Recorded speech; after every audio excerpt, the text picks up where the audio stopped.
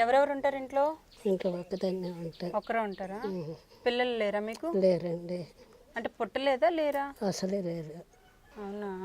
మీ ఆయన చనిపోయి ఎన్నాళ్ళు అయిందమ్మా? ఎన్నాళ్ళు అవుతుందో తెలియదండి. మీరు ఎందుకు ఇలా వణుకుతున్నారు? వణుకొస్తుందండి. ఎప్పటి నుంచి? 4 ఏళ్ళు అవుతుంది. 4 ఏళ్ళు అవుతుందా? నడవలేరమ్మా మీరు? నడవలేనండి. కాళ్ళు రావు. కాలు రావా? గాడికే. అయ్యో, అది ఆ బండి చేయబట్టి ఆ వక్రాలు వచ్చినాయి. ఈ బండి మీరు చేయించుకున్నారా? చేయించుకున్నామండి. 1000 రూపాయలు ఇచ్చి చేయించుకున్నాం. 1000 రూపాయలు అయిందా? అంటే హాస్పిటల్కి వెళ్ళలేదా మీరు? ఎందుకు ఇలా అయింది అనేది? వెళ్ళినా ఏం చెప్పలేదు. ఏం చెప్పకుండా ఉండరు కదా, ఏదో చెప్తారు కదా. మందులు ఇచ్చారు. బలం లేక వణుకొస్తుంది, నిలబడలేవని. బలం లేక అలా అయిపోతుందా? మందులు ఇచ్చారు అంతే, తగ్గలేదు.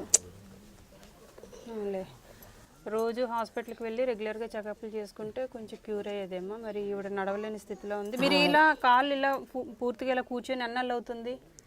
4 ఏళ్ళు అవుతుందండి. ఓహో, ఈ వణుకు వచ్చిన తర్వాత ఇలా అయిపోయారా నడవలేక? ఏదైనా కర్ర పట్టుకొని కర్ర పట్టుకొని నిలబడలేవాను. ఇంకోది కర్ర కూడా ఉంది.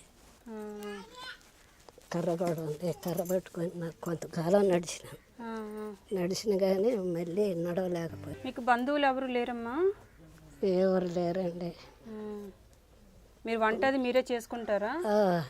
వంట చేసుకుంటాము. కోట బియ్యం అవి వస్తున్నాయా? కోట బియ్యం రావటం లేదండి. ఏమ్మా? కార్డు లేదు. కాళ్ళు పడిపోయిన కాడ నుంచి తేలేదు. కార్డు తీసేసాడు.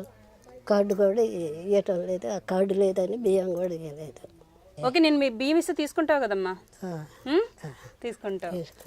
Okay, ration.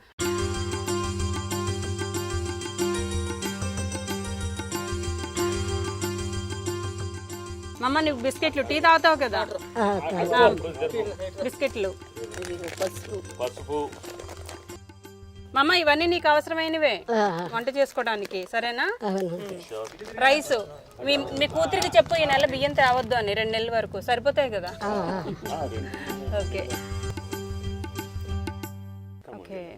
బామ్మగారి పేరు తిరుపతమ్మ, ముదిగొండ మండలం, మేడ్పల్లి విలేజ్లో ఈవిడ జీవిస్తున్నారు. భర్త ఎప్పుడో చనిపోయారు. సో బాడీలో ఫుడ్ సరిగ్గా పోషకాహారాలు లేకపోవటం వల్ల బాడీ షేకింగ్ అవుతూ ఆవిడ నడవలేని పరిస్థితి అయిపోయి ఇలా ఒంటరిగానే జీవిస్తుంది. సో బంధువులు అక్క కూతురు అనమాట, అప్పుడప్పుడు వచ్చి ఈవిడికి ఏదో 10 kgs బియ్యం ఇచ్చి వెళ్తూ ఉంటుంది. ఎందుకంటే ఈవిడ నడవలేదు కాబట్టి. వచ్చిన ఫంక్షన్ మీద అలా కూరగాయలు అవి ఇవి కొనుక్కొని తన జీవనాన్ని అలా వెల్లడిస్తుంది. రేషన్ కూడా రావటం లేదు. కారణం ఏంటనేది మనకి ఇందాక చూసాం కదా. సో ఫ్రెండ్స్, ఇలాంటి ఒంటరి వాళ్ళ కోసమే మనం ఇంత దూర ప్రయాణాలు చేస్తున్నాం. మరి చుట్టుప్రక్కల ఖమ్మం డిస్టిక్, ముదిగొండ మండలం, ఈ చుట్టుప్రక్కల గ్రామస్తులు ఎవరైనా కనుక బామ్మగారిని గుర్తుపెట్టుకోండి. ఇలాంటి ఒంటరి వాళ్ళకి మనం సహాయం చేస్తే భగవంతుడు మనకు దీవెనలు అందిస్తాడు. వచ్చి ఈవిడికి ఏదో ఒకటి, మీకు చేతనేది ఏదో ఒకటి ఇచ్చి వెళితే సంతోషపడుతుంది ఈవిడ కూడా. ఓకేనా? మన ముందు వాళ్ళు బ్లెస్ చేయకపోయినా కూడా వాళ్ళ అన్నం తినేటప్పుడు తప్పకుండా కూడా మనల్ని గుర్తుపెట్టుకొని వాళ్ళ ఆత్మ ద్వారా మనకి బ్లెస్సింగ్స్ ఇస్తారు. సో అవి మనకి, మన కుటుంబానికి కూడా పూర్తి దీవెనలు అందిస్తారు. ఓకేనా? మరి తప్పకుండా రావాలని కోరుకుంటున్నాను. మరి నాకు సపోర్ట్ చేసిన ఇక్కడ సర్పంచ్ గారికి మేము 1 day ముందు మాత్రమే చెప్పామన్నమాట. మరి ఈ గ్రామంలో సర్పంచ్ గారు రమేష్ గారిని మనం 1 day ముందు చెప్తే మనకి ఇట్లాంటి వాళ్ళని చూపించడం జరిగింది. ఆయన కూడా నేను థ్యాంక్స్ చెప్తున్నాను. సో ఫ్రెండ్స్, మరి అందరూ కూడా బామ్మను ఒక్కసారి గుర్తుపెట్టుకోండి. ఓకేనా అమ్మా? నేను వెళ్ళొస్తాను.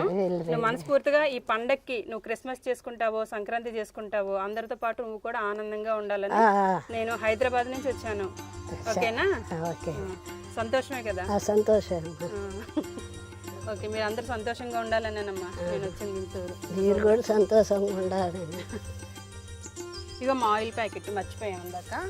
ఓకేనా? ఓకే, బాయ్ అమ్మా, నేను వెళ్ళొస్తా. Bye bye.